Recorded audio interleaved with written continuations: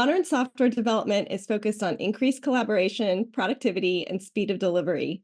For cybersecurity, this means an increasingly more complicated software supply chain to secure. The applications themselves are increasingly complex, adding to the attack surface and risk exposure. Security teams need to address the applications themselves, including their own proprietary custom code, but there is also an increasing amount of third party components, including open source software or OSS from community projects to scan and assess for security issues and vulnerabilities. On top of that, there can also be risk exposure from everything it takes to run the code, including access points for developers, employees, and contractors, dependencies to run the applications, like the software development tools and pipelines themselves. To better understand the growing complexity of securing the software supply chain, we surveyed 368 IT and cybersecurity professionals and application developers responsible for purchasing and utilizing security products to secure the software supply chain. Here are a few highlights from the study. 91% of organizations reported software supply chain incidents.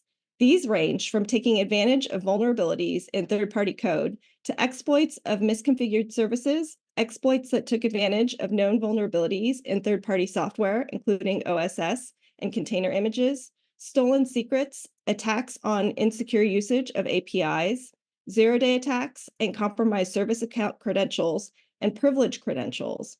Almost all of the organizations suffered serious impacts from these incidents, including the introduction of cryptojacking malware and SLAs being impacted by remediation steps. Organizations recognize the wide range of elements that are susceptible to compromise, and they need effective ways to mitigate security risk and to quickly respond to threats and attacks as vulnerabilities are discovered. 86% of organizations said it is critical or important to be able to answer what is the composition or inventory of my application's code, so things like OSS, third-party, or custom code. However, only 22% of organizations use tools to generate software bills of materials, or SBOMs. Regulations to help ensure software supply chain security increasingly call for SBOMs to inventory all of the components of software applications. But SBOM generation shouldn't just be a checklist item to meet the regulations. SBOMs should serve as useful tools to proactively manage risk with a comprehensive view of potential issues across the software supply chain in order to apply the right tools, processes, and controls, helping ensure compliance. 74% of organizations are making significant investments in software supply chain security, with an additional 25% making moderate investments.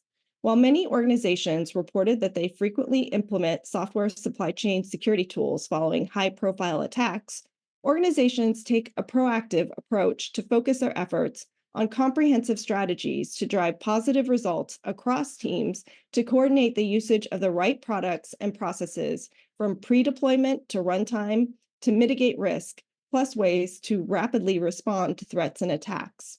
These are just a few highlights from the study.